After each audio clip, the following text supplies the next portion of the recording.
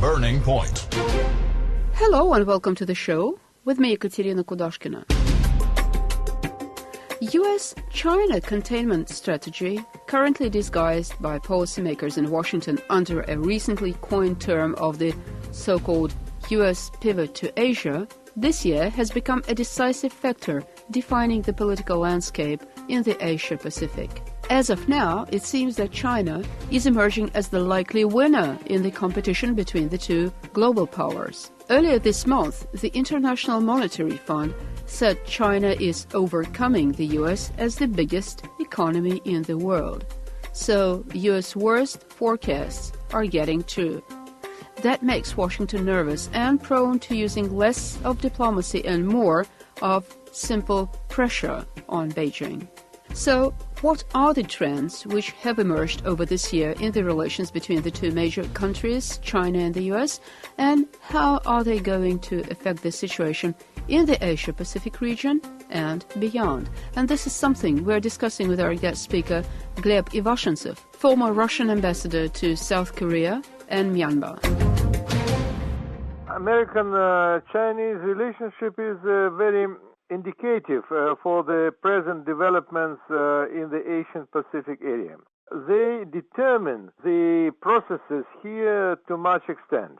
There are certain observers who try to make a parallel between Soviet-American confrontation of yesteryear with present United States-China confrontation. But here I would like to stress one major difference between those two confrontations. If you take Soviet-American confrontation, it was mostly ideological one, because on both sides, despite the short periods of the town, both sides were sure that sooner or later some final and decisive fight will take place between them. The Soviet side stood for the position that the present age is the age of replacement of the world capitalist system with new communist society and so on. Americans were sure that the evil empire of the Soviet Union will be sooner or later ruined.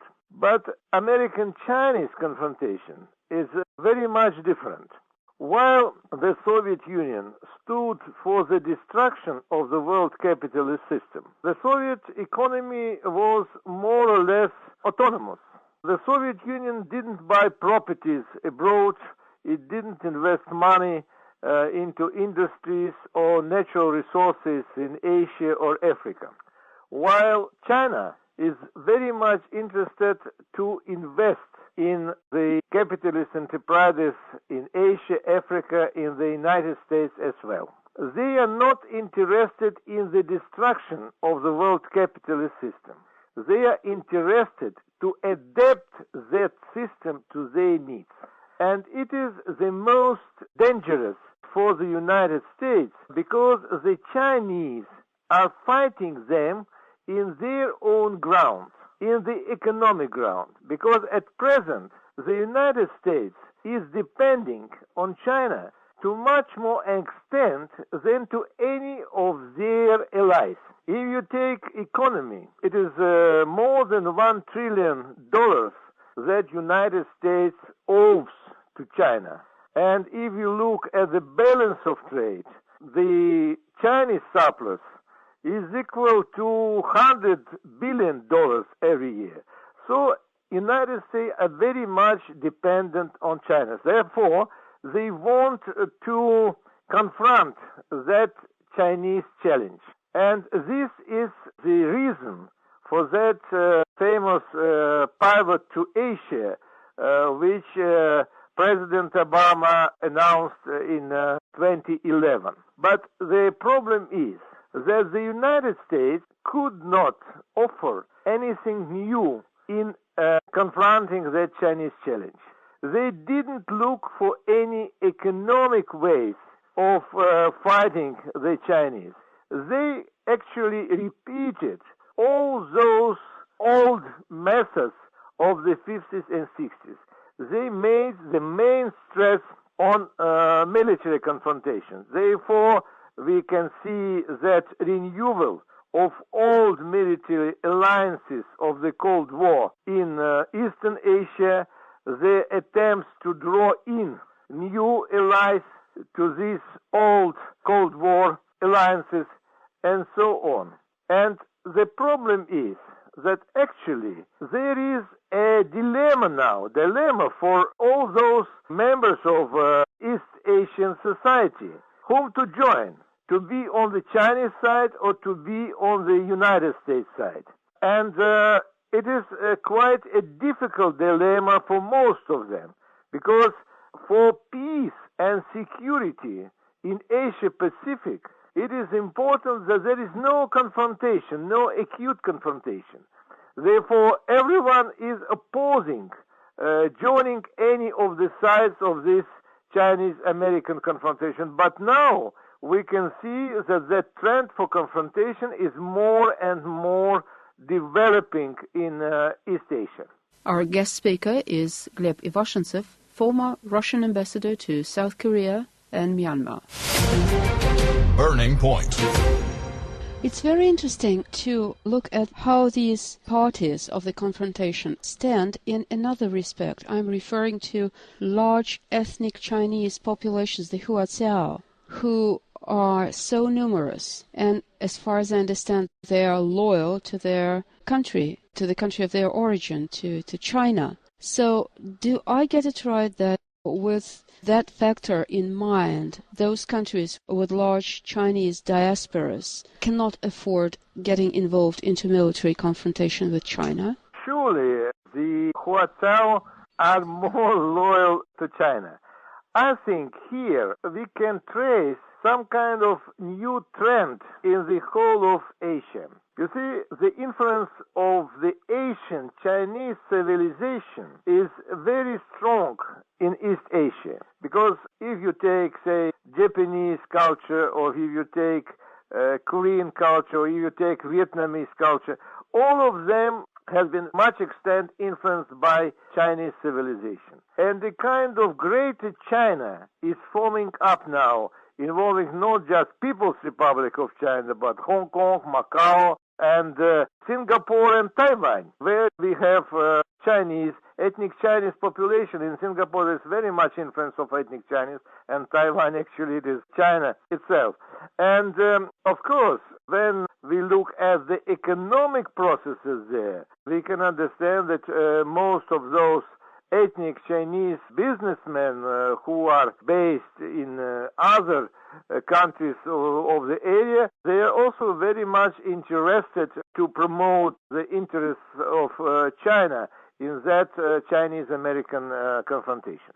And how about the Huaqiao who live in the United States? Do they pose a challenge for anti-Chinese sentiment in the American government? You see, I do not have much information about the feelings of those Huaqiaos who stay in the United States. But if we look at most of the political issues which divide certain Asian powers, we can see that on all the issues, ethnic Chinese, they sympathize with People's Republic of China. Even if we take those territorial disputes in South China Sea, or those disputes with Japan over those Senkaku Islands, Taiwan speaks from the same position as People's Republic of China.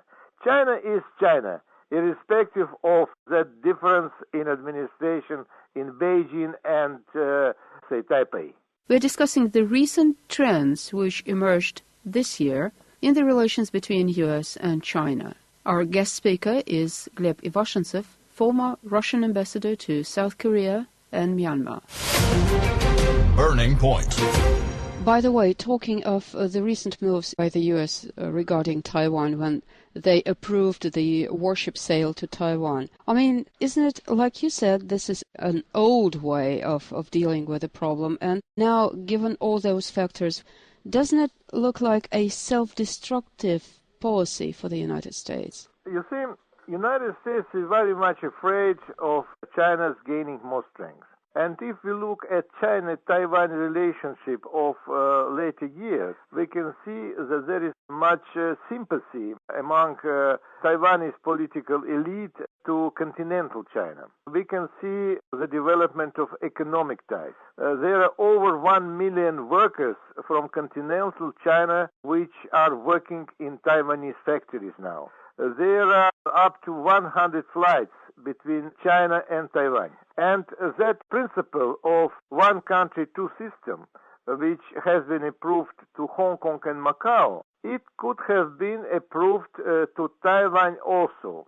And we can see that some leaders, like President of Taiwan, they are in favor of getting closer to China. Americans do not like that tendency, and therefore they try to instigate more and more anti-Beijing feelings in Taiwan. And if we look at that, the sunflower revolution last spring in Taiwan, which are very much against that trend of coming closer to China, we can see that. The same we can see in Hong Kong, because all that umbrella revolution to much extent was instigated by certain American forces. The IMF, the International Monetary Fund, considered that China has become number one by PPP. I mean, China's economy has become number one and the U.S. has become number two. Yes. So could that actually bring American politicians back to their senses? And could they reverse that antagonizing trend they are involved in now? Could they rethink it, and could they come to understand that perhaps a peace with China will be more beneficial for the United States too? And in that case, would that find a corresponding response in Beijing? Well, see, generally, if to speak of Beijing, the Chinese leadership is very much interested to have positive relationship with the United States. They have a kind of cooperative competition, as they call it, because they're very much interested in preserving economic interaction with the United States. They are also dependent on the United States, but the problem is that there are certain forces in the United States, especially those which are called neoconservatives, which will never accept to be number two in anything, be it competition in baseball or in economic matters. Therefore, I think the confrontation will be there, and I think all the countries should take efforts to make that confrontation not threatening to our interests, because even for us in Russia, it is important to be non-aligned in that matter. We should work for better understanding and more interaction of all those involved in that confrontation.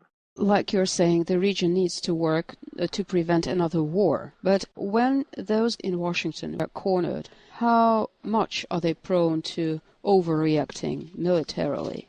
No, I think we'll find more sober people to influence the situation than those who take irresponsible stand. Ambassador, thank you very much. Thank you. And just to remind you, our guest speaker was Ambassador Gleb Ivashentsov, who served as the Russian envoy to South Korea and Myanmar. And now we end this edition of Burning Point, brought to you by me, Ekaterina Kudashkina. Thank you so much for staying with us. Goodbye and take care.